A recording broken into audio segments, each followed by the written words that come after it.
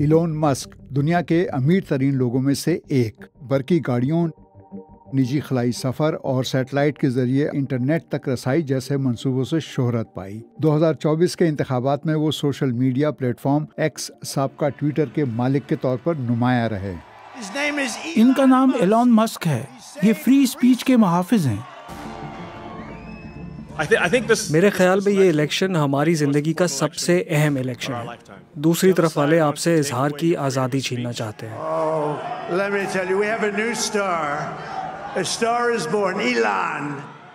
Elon Musk سیاسی تبدیلی کے عمل میں انتہائی دائیں بازو کی سیاست اور سینٹر آف پاور میں پہنچ گئے۔ میں صرف ماگا نہیں ہوں، میں ڈارک گوتھک ماگا ہوں۔ سوشل میڈیا پر فری اسپیچ کے دعوے اس میں سب سے اہم ہیں۔ مستقبل شاندار ہوگا۔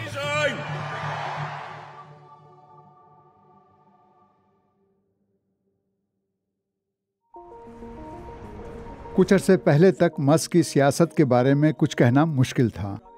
یہ ہیں وہ 2011 میں۔ میں ایک طرح سے اعتدال پسند ہوں۔ میں سماجی لحاظ سے لبرل اور معاشی نقطہ نگاہ سے کنزرویٹو ہوں، جیسا کہ میرا خیال میں ملک کی اکثریت ہے۔ تو ان میں سیاسی تبدیلی کیسے آئی؟ صحافی جنہوں نے ان کے کیریئر کے بارے میں رپورٹ کیا اور ان کے قریبی لوگوں کو انٹرویو کیا کہتے ہیں کہ اس کا آغاز کووڈ کے دنوں میں ہوا، جب سلیکون ویلی کے بہت سے لوگوں نے معلومات کے لیے سوشل میڈیا کا استعمال شروع کیا۔ مسک انہی لوگوں میں سے ایک تھے۔ انہوں نے شروع میں سوشل میڈیا کو کووڈ کی سنگینی پر اعتراض کے لیے استعمال کیا۔ انہیں لگا کہ کووڈ کے رد عمل میں لاک ڈاؤن، جیسا کہ کیلیفورنیا میں کیے گئے، زیادہ جذباتی تھا، جس سے ان کا بزنس متاثر ہوا۔ لوگوں کو زبردستی ان کے گھروں میں بند رکھنا ان کے آئینی حقوق کے خلاف ہے۔ میرے خیال میں تو یہ فیشزم ہے۔ اس وقت ان کی خانگی زندگی میں بھی کچھ چل رہا تھا۔ ان کے بچوں میں سے ایک نے صنفی تبدیلی کے لیے عدالت میں درخواست دی تھی، جس پر انہیں اعتراض تھا۔ وہ نہیں چاہتے تھے ایسا ہو۔ رفتہ رفتہ وہ شناخت کی سیاست میں مصروف ہو گئے۔ انہیں شکایت تھی کہ لوگوں پر ترقی پسندانہ اقدار تھوپی جا رہی ہیں، جسے انہوں نے ووک مائنڈ وائرس کا نام دیا۔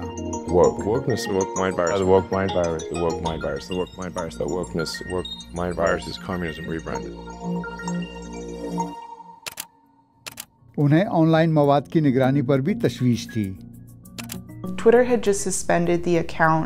ٹویٹر نے بیبیلون بی کا اکاؤنٹ سسپینڈ کر دیا تھا، جو کہ ایک رائٹ ونگ تنزیہ سائٹ ہے۔ ایسا اس نے مس جینڈرنگ سے متعلق ٹویٹر کی پالیسی کے خلاف ورزی پر کیا تھا، اور مسک کو بیبیلون بی بہت پسند ہے۔ ان کی نظر میں یہ بہت مزاحیہ ہے، تو انہوں نے اس پر اعتراض کیا، اور اپریل 2022 میں ٹویٹر کو خریدنے کی پیشکش سے پہلے وہ اپنی سابقہ بیوی کو بتا رہے ہیں کہ بیبیلون بی کی سسپینشن غلط ہے، اور وہ کہہ رہی ہیں کہ تمہیں ٹویٹر کو خرید لینا چاہیے اور اسے کٹر فری اسپیچ بنا دو۔ اور جس سوجھ بوجھ سے مواد کی نگرانی کی جاتی تھی اسے بحال کر دو۔ 2022 میں انہوں نے $44 بلین میں ٹویٹر کو خرید کر اس کا نام ایکس کر دیا۔ انہوں نے تعصب سے پاک ڈیجیٹل ٹاؤن اسکوائر کا خیال پیش کیا۔ یہ کوئی رائٹ ونگ ٹیک اوور نہیں ہے جس سے لیفٹ والے خائف ہوں، بلکہ ایک ماڈریٹ ٹیک اوور ہے۔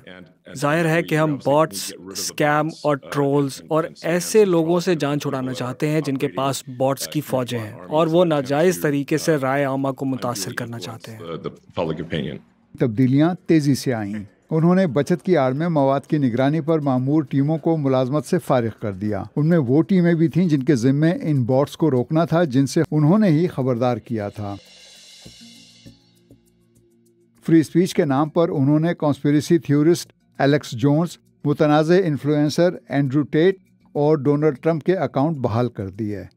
سابق صدر کے اکاؤنٹ کی بحالی کو بعض ریپبلکنز نے بھی سراہا، جنہیں شاید ایک ممکنہ حلیف نظر آیا جس کی سوچ ان جیسی ہے اور سوشل میڈیا پر فری اسپیچ کے بارے میں ان کا ہم خیال ہے۔ میرے خیال میں ریپبلکنز کو آئین میں دیے گئے بنیادی حقوق کو سیاسی فٹ بال کے طور پر استعمال کرنا اچھی طرح آ گیا ہے۔ وہ کہتے ہیں کہ وہ ان حقوق کا دفاع کرنے والے ہیں اور ڈیموکریٹس اس کے خلاف ہیں۔ امریکیوں کے لیے فری اسپیچ کا حق واپس لینے کی خاطر اس معاملے میں واپسی کا لفظ بہت ہی اہم ہے کیونکہ انہوں نے اسے چھین لیا ہے۔ میرے خیال میں مواد کی نگرانی سے متعلق سوشل میڈیا کمپنیوں کے طریقے کے بارے میں حقیقی تشویش موجود تھی، اور میرے خیال میں پولیٹیکل رائٹ میں احساس پایا جاتا ہے کہ ہیٹ سپیچ، ہراسمنٹ اور بلینگ کے موجودہ پیمانوں کو درست کرنے کی ضرورت ہے۔ میرے خیال میں یہ جائز بات ہے، اور میرے خیال میں لوگوں کو اس پر بات کرنا چاہیے، مگر یہ فری سپیچ کے حق میں اور اس کے خلاف لوگوں کا مباحثہ نہیں ہے، بلکہ یہ ایک سنگین مسئلہ ہے کہ مشکل حدود کا تعین کیسے کیا جائے۔ صدر ٹرمپ صحافیوں کو عوام دشمن کہتے ہیں۔ یہ آزادی اظہار اور آزادی صحافت کی حمایت تو نہیں ہے۔ کیونکہ میڈیا جو لوگ وہاں پر ہیں وہ کرپٹ ہیں، دراصل یہ لوگوں کے دشمن ہیں، میں بتا رہا ہوں۔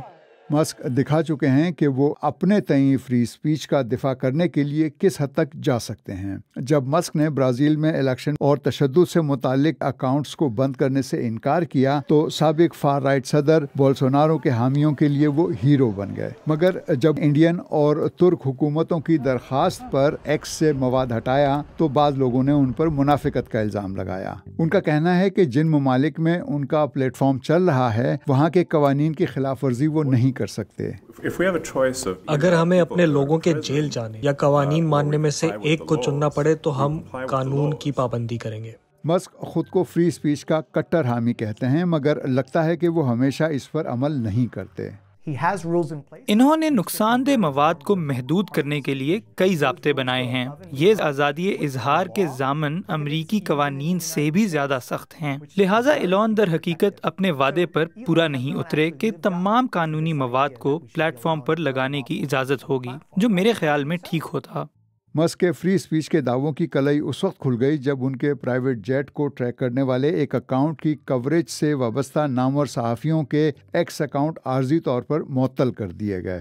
مسک کی ملکیت میں آنے کے بعد اس کی ویلیو کم ہو گئی، مگر خود مسک کا اکاؤنٹ سب سے زیادہ فالو ہونے لگا اور وہ خود زیادہ فعال ہو گئے۔ In early 2023, we had the Super Bowl in the United States. 2023 میں امریکہ میں سپر بول منعقد ہوا اور صدر بائیڈن نے ایگلز کی حمایت میں ٹویٹ کی۔ مسک نے بھی ایگلز کی حمایت میں ٹویٹ کی۔ وہ خود دونوں ٹویٹس کو دیکھ رہے ہیں کہ بائیڈن کی ٹویٹ کو ان سے زیادہ انگیجمنٹ مل رہی ہے، اگرچہ فالوورز مسک کے زیادہ ہیں۔ انہیں دکھ ہوا۔ وہ سپر بول چھوڑ کر سین فرانسسکو واپس گئے اور ایمرجنسی میٹنگ بلا کر انجینئروں کو حکم دیا کہ وہ ان کی انگیجمنٹ کم ہونے کی وجہ معلوم کرے اور اسے ٹھیک کرے، اور اس طرح کچھ دیر کے لیے انہوں نے اس پلیٹ فارم پر ان کی پوسٹ کو سب سے زیادہ مقبول اور توجہ حاصل کرنے والا بنایا۔ ایکس پر اپنی فالوئنگ کے بلبوتے پر مسک نے مس انفارمیشن کو نمایاں کیا۔ انہیں ایک اینٹی سیمیٹک کانسپیریسی تھیوری سے انگیج کرنے پر معذرت کرنا پڑی۔ اس ٹویٹ یا پوسٹ کے لیے معذرت خواہ ہوں، وہ میری بیوقوفی تھی۔ جو 30,000 پوسٹ میں نے کی ہیں ان میں سے وہ سب سے زیادہ بری اور احمقانہ تھی۔ اور ویکسینوں سے نقصان جیسی افواہوں کو نمایاں کیا۔ لوگوں تک پہنچنے اور ان کی رائے پر اثر انداز ہونے کے لیے ایکس ان کا سب سے کارگر آلہ بن گیا اور 2024 میں آئندہ صدر کے لیے مہم میں استعمال کیا۔